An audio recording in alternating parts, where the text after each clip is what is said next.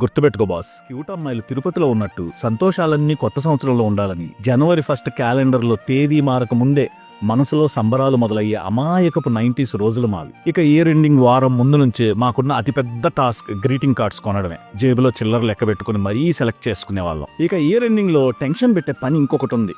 నెల క్రితమే కొత్త బట్టల కోసం టైలర్ కి కొలతలు ఇచ్చేవాళ్ళం. కానీ టైంకు ఇస్తాడో లేదో అన్న గుండెదడ. చెప్పిన టైం కంటే గంట ముందే షాప్ ముందు వాలిపోయి దగ్గరుండి మరీ కుట్టించుకుని అక్కడే ఓసారి వేసుకుని అద్దంలో చూసుకుంటూ గ్యాంగ్ లీడర్ లో చిరంజీవిలా ఫీల్ అయిపోయే సిస్టమాటిక్ రోజులవి. తెల్లవారుజామున అమ్మ చలిలో వణుకుతూ ఇంటి ముందు అందమైన ముగ్గులు వేస్తుంటే పక్కనే నిలబడి ఆ ముగ్గుల మధ్యలో రంగుల పొడితో హ్యాపీ న్యూ ఇయర్ అని రాసి ఏదో ప్రపంచాన్ని జయించినట్టు సంబరపడిపోయేవాళ్ళం. ఇక జనవరి 1కి ఫ్రెండ్స్ ఇచ్చిన గ్రీటింగ్ కార్డ్స్ ఓపెన్ చేస్తుంటే ఆ ఆనందమే వేరు. అందులోనూ క్లాస్ లో నచ్చిన అమ్మాయి ఇచ్చిన గ్రీటింగ్ కార్డ్ వస్తే అది మనకు ఆస్కార్ అవార్డు కంటే ఎక్కువ. ఆ కార్డుని ఎవ్వరికి చూపించకుండా టెక్స్ట్ బుక్స్ మధ్యలో దాచుకుని ఏళ్లు గడుస్తున్న అప్పుడప్పుడు తీసి చూసుకుంటూ ఆ జ్ఞాపకాల్లో మునిగిపోయి మురిసిపోయేవాళ్ళం. ఇక కొత్త డైరీలో మన పేరు రాసుకుంటే ఆ కిక్కే వేరు మచ్చా.